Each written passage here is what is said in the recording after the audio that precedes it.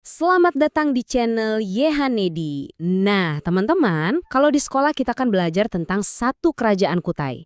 Tapi, gimana kalau aku bilang cerita yang kita tahu itu sebenarnya belum lengkap? Hari ini kita bakal bongkar sisi lain dari sejarah Kutai yang jarang banget dibahas di buku pelajaran. Siap?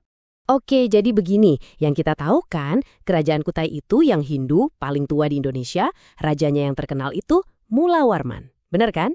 Tapi tunggu dulu. Ternyata, di sepanjang aliran Sungai Mahakam yang sama, pernah berdiri dua kerajaan besar yang sama-sama bernama Kutai.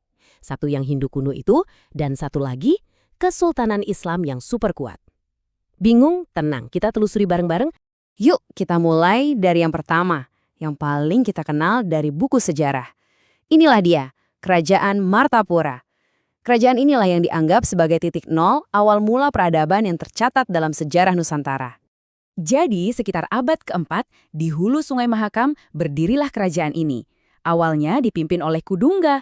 Nah, putranya Aswawarman inilah yang kemudian mendirikan dinasti Wangsakerta. Keren ya namanya, artinya itu semacam keluarga pembentuk kerajaan. Dan puncaknya ada di masa cucu Kudungga, sang raja legendaris Mulawarman yang berhasil membawa Martapura ke zaman keemasannya. Terus, mungkin kalian bertanya, kok kita bisa tahu semua cerita ini? Kan udah lama banget. Nah, jawabannya ada di sini, Yupa. Ini bukan sembarang batu loh. Yupa ini adalah tiang prasasti yang ibaratnya jadi akta kelahiran kerajaan Martapura. Ini bukti otentik pertama tentang pengaruh Hindu di Indonesia, dan disinilah semua kisah kehebatan Raja Mulawarman diukir ababi. Ada fakta menarik nih yang perlu kalian tahu. Nama asli kerajaan ini sebenarnya adalah Martapura. Nama Martadipura yang mungkin sering kita dengar itu ternyata istilah yang lebih modern, baru populer sekitar tahun 1980-an. Kitab kuno kayak Salasila Kutai itu jelas-jelas nulisnya Martapura. Jadi, mulai sekarang ingat ya, nama aslinya itu Martapura. Oke, sekarang kita lompat ratusan tahun ke depan. Jauh setelah Martapura berjaya, sebuah kekuatan baru muncul di hilir Sungai Mahakam. Sebuah kerajaan yang nantinya bakal mengubah takdir sejarah Kalimantan selamanya, Kesultanan Kutai Kertanegara. Nah, biar makin jelas bedanya, coba kita lihat perbandingan ini. Martapura berdiri di abad keempat, lokasinya di hulu sungai. Hampir 900 tahun kemudian, sekitar tahun 1300-an, barulah Kutai Kertanegara lahir di hilir sungai. Walaupun awalnya sama-sama Hindu, keduanya adalah dua entitas yang benar-benar terpisah. Beda lokasi, beda pendiri, dan beda zaman.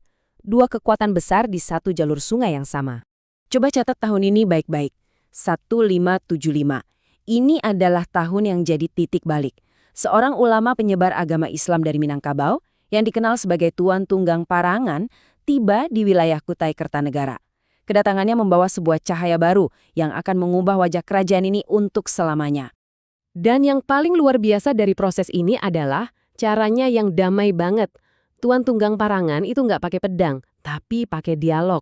Beliau mendekati Raja Aji Mahkota, berdiskusi, dan akhirnya berhasil meyakinkan sang raja untuk memeluk Islam. Ini penting banget, karena transisi keyakinan ini dimulai dari atas, dari rajanya langsung, lalu menyebar secara damai ke seluruh rakyat, tanpa paksaan, tanpa pertumpahan darah. Oke, sekarang coba deh kalian bayangkan situasinya. Di hulu sungai ada kerajaan Hindu kuno Martapura. Di hilir sungai ada Kesultanan Islam Kutai Kertanegara yang makin hari makin kuat. Satu sungai, dua penguasa dengan keyakinan dan ambisi yang berbeda. Wah, ini sih resep yang sempurna untuk sebuah konflik.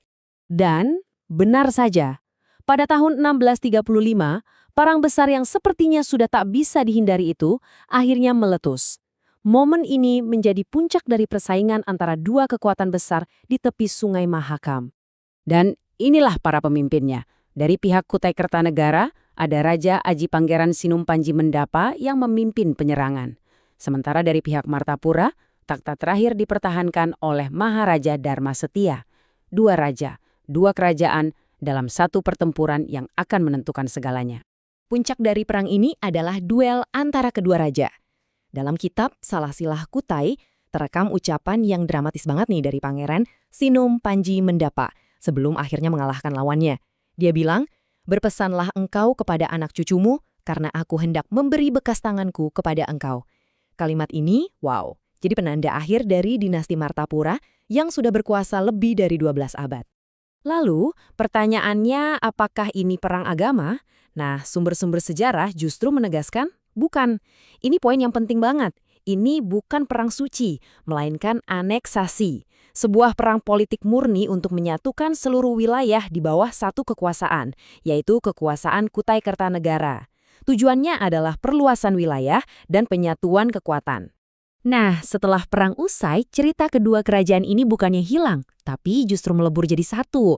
Dan ini bagian yang keren banget. Yuk kita lihat warisan luar biasa dari penyatuan ini.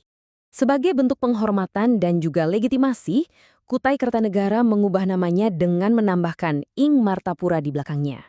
Ini adalah sebuah simbol yang nunjukin kalau mereka bukan cuma penakluk, tapi juga pewaris sah dari sejarah panjang Martapura yang agung. Warisan mereka itu hidup dalam benda-benda pusaka yang luar biasa. Prasasti Yupa dari zaman Hindu tetap dihormati dan disimpan, bersanding dengan ketopong atau mahkota emas sultan, singgasana, dan keris-keris keramat.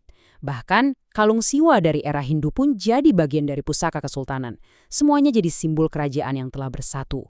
Tentu saja, ada juga saksi bisu dari konflik di masa lalu.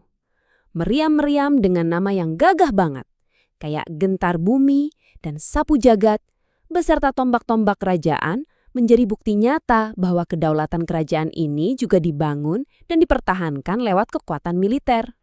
Dan yang paling seru, semua peninggalan bersejarah yang luar biasa ini tuh nggak hilang ditelan zaman. Kalian bisa lihat semuanya secara langsung. Semuanya tersimpan rapi dan dipamerkan dengan baik di Museum Mulawarman di Kota Tenggarong, Kalimantan Timur. Keren banget kan? Jadi setelah kita menelusuri perjalanan panjang ini, dari dua kerajaan, satu konflik, sampai akhirnya menjadi satu kesultanan yang besar, muncullah sebuah pertanyaan.